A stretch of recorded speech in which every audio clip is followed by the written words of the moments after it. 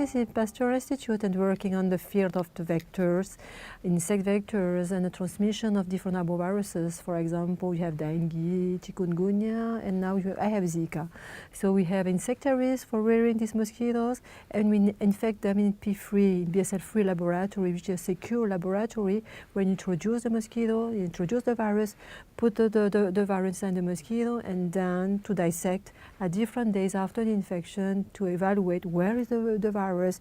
Can the virus cross the different barrier inside the mosquito to reach finally at the end the salivary glands and the saliva?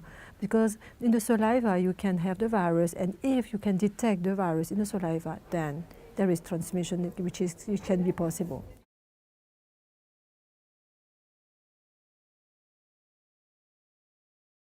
We have around more than 3,000 different mosquito species, and only few of them can transmit some virus. And we are focusing our attention on 2 mosquito species, Aedes aegypti, Aedes albopictus. And why? Because these mosquitoes are very anthropophilic. That means they bite only humans. That means that they can transmit the virus to humans. So that's why they are very dangerous in the sense that they can transmit a lot of viruses. And Aedes aegypti, Aedes albopictus, they are at the same time vectors of dengue, vectors of chikungunya, and vectors of Zika. So these 2 mosquitoes are targeted by the vector control, because if you reduce the densities of this mosquito, reduce the risk of getting Zika or other virus.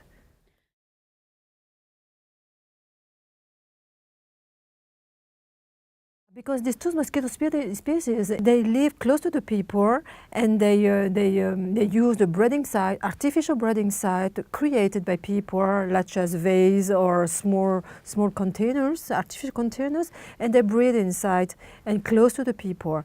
And this mosquito also take blood meals only on humans. That means that these mosquitoes have been selected for decades and more than decades to be with people, getting blood from people and breeding close to people. And these are the main, Aedes aegypti, Aedes albopictus. And the other mosquito species are more zoophilic. That means that they can bite humans by chance, but they are more familiar with the animals. For example, for the Zika virus, the Zika virus circulates within a wild cycle with monkeys as a reservoir host, and also zoophilic mosquitoes. That means mosquitoes biting only monkeys or animals and not humans. And the bite of the mosquito is depending of the genetic of the mosquito, because if the mosquito is genetically controlled to bite human, it can bite human. He's not genetically controlled to bite you, human. They won't do that. They prefer dying than biting you. So that's a very important characteristic of the 2 mosquito species. They are only human-beating mosquitoes.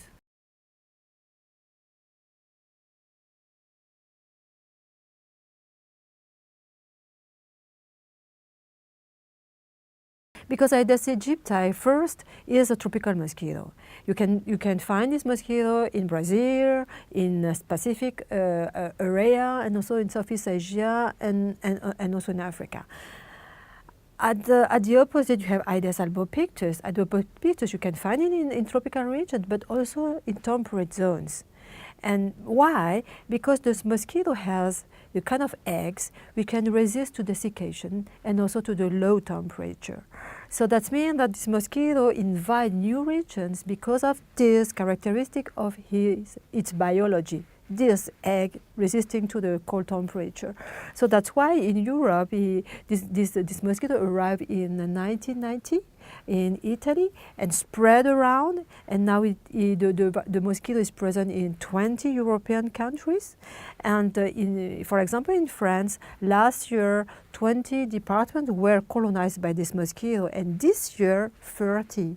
So that's just to explain that the distribution of this mosquito is expanding very, very, very quickly, and now we have a high density of the mosquito in the south of France. So it's kind of threat for for the next month with the summer break, with people coming back from the South America, perhaps with the Zika, and to be beaten later by Aedes albopictus present in the south of France, and then to generate later some local transmission of the Zika. That's a threat.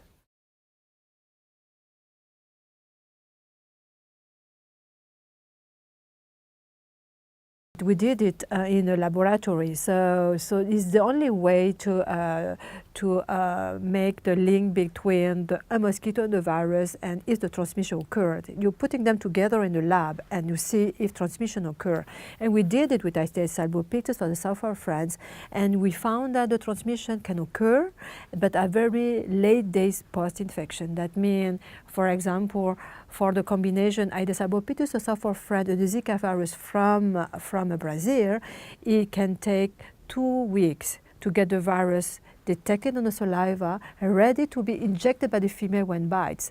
So for comparison, it would take the same mosquito Aedes albopictus, and you put chikungunya, is another arbovirus, it only takes 3 days, because the combination virus and mosquito is not by chance. Is a long way of evolution between the two, and because if the female ingests the blood with the virus inside in the stomach, if the virus stays in the stomach, the virus is digested, destroyed. There is a kind of key on the membrane of the stomach, allowing the virus to cross and to be inside the mosquito. And when the virus is inside the mosquito, the virus can spread everywhere and replicating in all the organs. And finally, the virus reaches the salivary glands. And then when the female bites, she delivers saliva because there are anticoagulants inside, and so they inject the saliva and the virus, and the transmission occurs by this way.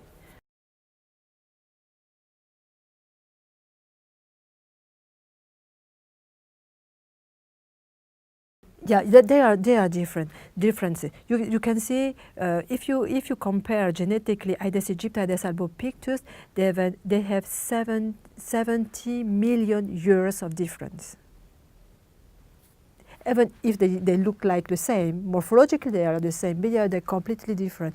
It's just if you compare the cat with the dog, they are very different. Even if they seem to be similar, and they have different behavior, they evolve differently, and sometimes you can find together in the same place, and they can transmit the same virus. And for example, Aedes albopictus, this mosquito is competent to transmit dengue, Zika, and chikungunya, and you can find some mosquito females with the 3 viruses together in the same body. So that means that the female, when the female is co-infected or 2 or 3 viruses, she is able to deliver the 3 viruses together. So once a female mosquito is infected, she is infected for all her life. That's the difference with the humans. You can clear the infection because of your immunity and not for the mosquito. That means that the mosquito can be seen as a collection of different viruses, because every time she gets the blood meal, and if she is infected, she can get different virus, and there is different combination or reassortment, something happening genetically in the mosquito, and then something can emerge, and some virus can emerge and have a bigger potential to lead to an outbreak. Perhaps the strain coming out from a mosquito has a potential to initiate a new outbreak.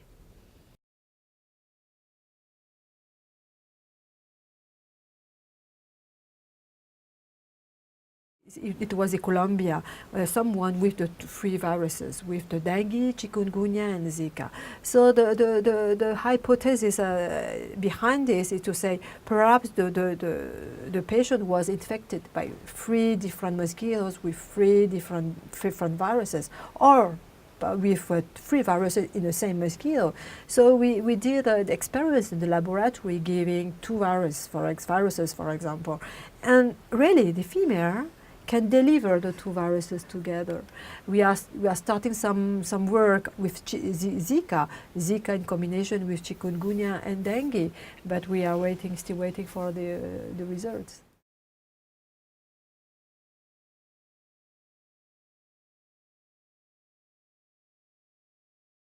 Because this mosquito is very, very anthropophilic. That means that living close to the people and biting only humans.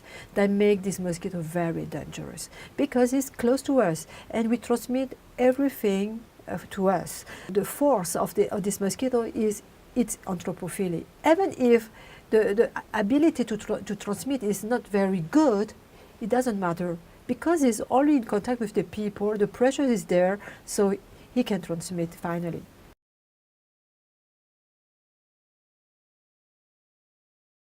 Aedes albopictus, he has a larger plasticity. He can bite animals and people, so that there is a kind of dilution of the load of virus the mosquito can deliver.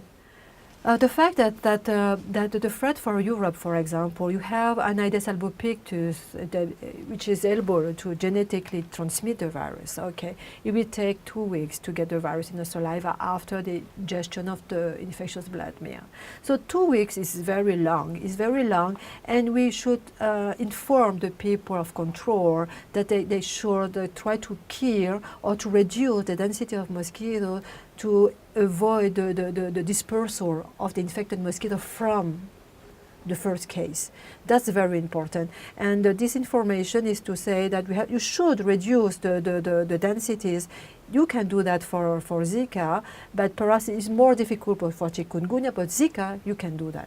As soon as you have a case, just when you detect the case, you have just to control around, to kill the mosquito, to reduce the densities, to avoid the dispersal of infected mosquitoes around.